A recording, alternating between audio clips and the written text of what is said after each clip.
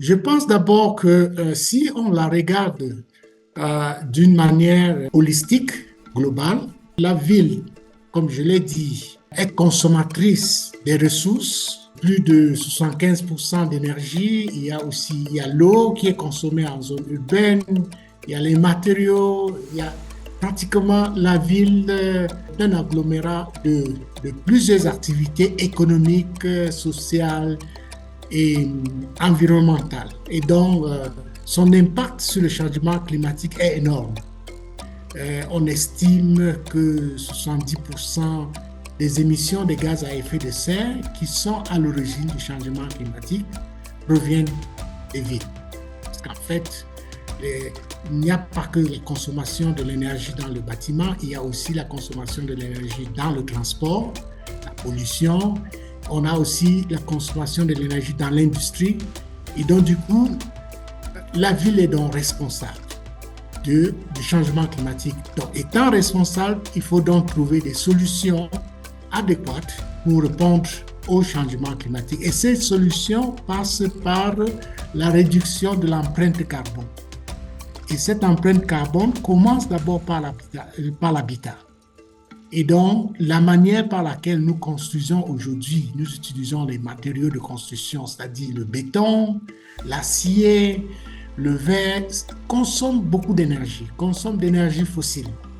Et donc, si nous voulons lutter contre le changement climatique, donc réduire notre empreinte carbone, il faut donc résoudre tous ces problèmes.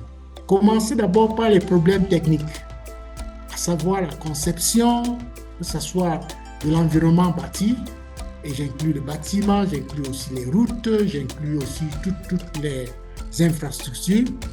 La conception est très importante.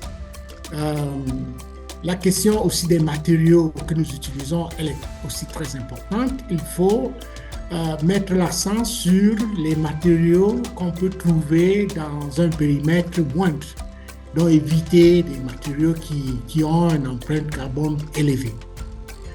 Donc, ce volet, c'est le volet technique que je veux dire.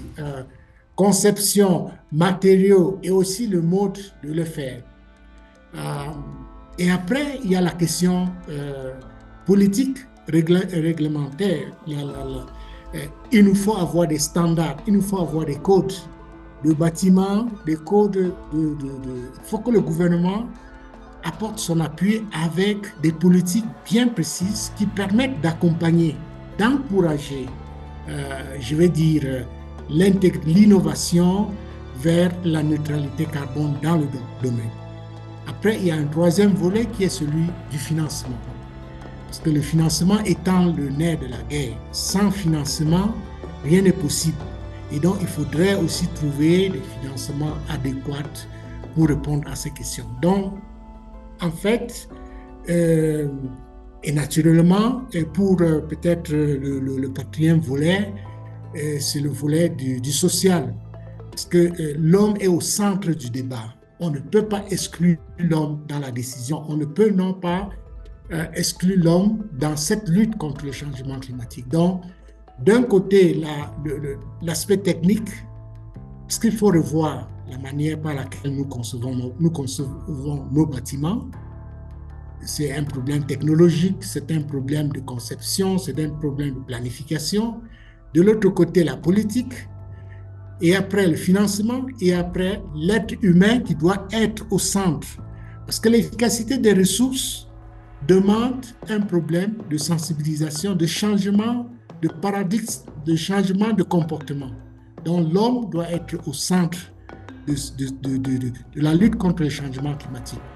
Et en adaptant, je veux dire, les techniques, les solutions qui existent.